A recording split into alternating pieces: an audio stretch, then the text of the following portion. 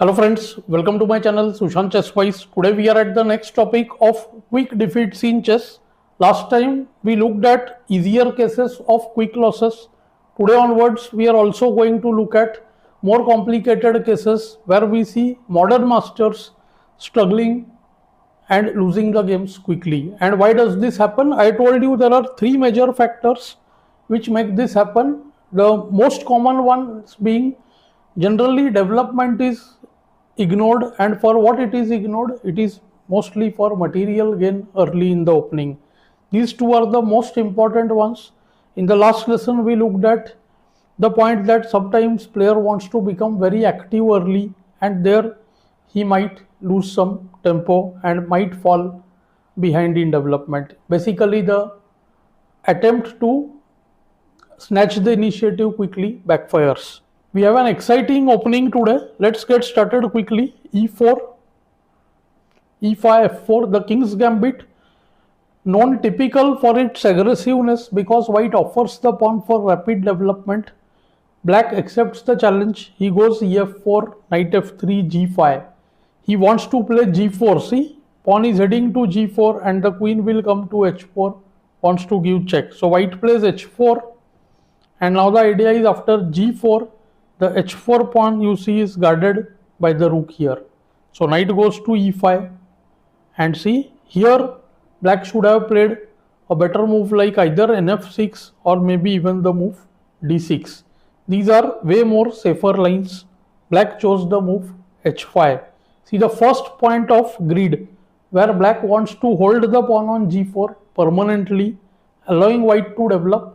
Another reason for quick losses is sometimes faulty preparation, which we should also take into account. Sometimes a master prepares some idea which is maybe fundamentally not good, but on the onset or in analysis it looks like it's fine, but the opponent comes up with something new over there. So white goes BC4, developing quickly. Black plays NH6, white goes D4. All this is theory so far. Here too black should play the move D6 and drive away this knight and maybe give up F3. After GF something can be done over there. Just develop with B7, let's say. So D6, ND3, F3 would have been a very interesting idea. After GF like B7, see as I said, now H4 will be gone. So white has to move the bishop, BH4 check, KD2, but this also happens to be a very standard idea. White is very happy with KD2. See, king is totally safe on D2. Okay, and see the knight heading to C3, queen E2, and this rook can choose between F1 or G1 depending on the other scheme of things. So theoretically this position is also considered great for white. Black played queen F6. This move is a real problem. It looks like F4 is defended, and if white castles then queen H4 looks dangerous for him. But white went in for that. The move queen F6 also gives some false sense of space control. See, these pawns seem to control space and the white pieces behind are a bit choked up. Okay, but see after castle queen H4, white had just seen the move rook F4. With bishop F4 there is the move G3, black must have seen that. But the strange looking rook F4 now exploits the position of the queen. See, first threat is NF3, second you see F7 is a weakness. Black had to play BD6, pins the knight, and now see first NF3. Now things are looking really tricky. See the first problem, if the queen just retires, there is E5. What happened to all this? Because see now the bishop has to move back. You can see how bad this GF ED is, almost losing position for black. And if the bishop goes back E7 or let's say F8, then this knight also can be safely moved, maybe D2, E1, we can pressurize F7 as well. Okay, many a times just sacrificing the piece like this and C3, GF, queen F3 is also possible. F7 is coming under fire. You can see white is doing way better here, bishop E3 and rook F1 is about to follow. So black went here with queen G3. Now comes E5, bishop has to go back. If GF then rook F3, bishop can go to F4, ED is hanging right now, You can see next move will be ed, and this should be winning. This bishop also attacks the knight on h6, so f7 is also coming under fire. This is a winning position almost. So be7, knight h2, and now see the situation of the black pieces. 3 black pieces still undeveloped.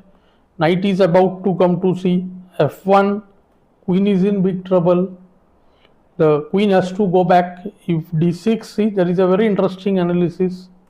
Knight f1, queen h4, nd2, very strong threatens. See, nf3 and queen on h4 is trapped. So queen has to go away. Knight e4, queen has to move back. Knight f6 check. See, there is no time. Bishop f6 allows rook f6. So king f8 and see bd3.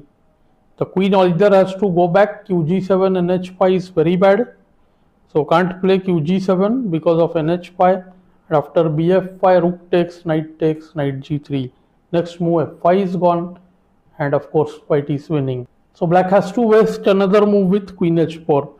By now I think black player must have understood that his whole opening setup has become a total mess. Knight c3, knight is heading to d5, massive threat, so bd8. Knight e4, knight aims to go to f6, see this bishop trying to come to g5. Even the move rook f6 is threat, it will cut across the queen's retreat behind. nc6, nf3, see attacking the queens once again. Now this is a lost case. The queen has to retire to e7, then nf6 check, king h8, nh4 or ng5, both look totally winning for white. So g takes f3 was played in attempt to take 2 pieces, rook and knight for the queen and fight on. But see, problem is not just the material here, problem is the activity. White is very active, and see the black king stranded like this here. The rooks are still undeveloped. Means this should be a winning position for white. Black tries nd4, queen h5, h6, h4, f7, all weak. Knight f5, bishop takes h6, game over. If knight takes h6, you can see here, then the bishop hangs. So black tries d5, protecting the f5 knight. So bd5, rook into h6 he could do, but see, queen f7 check, it's game over. Black chooses to resign here after queen f8 because next move it's a mate. After kd7, knight c5 checkmate. See, merely 22 moves. Black resigned over there. This is the 23rd move. You can see how things can really spiral backwards. Things can go really bad if one ignores development. 1 or 2 tempi here and there, and the way of things change. Of course, the opponent has to play very actively for that, and that is what we are trying to learn. I hope you are finding these lessons useful. Do let me know in the comments below. Thanks for your time.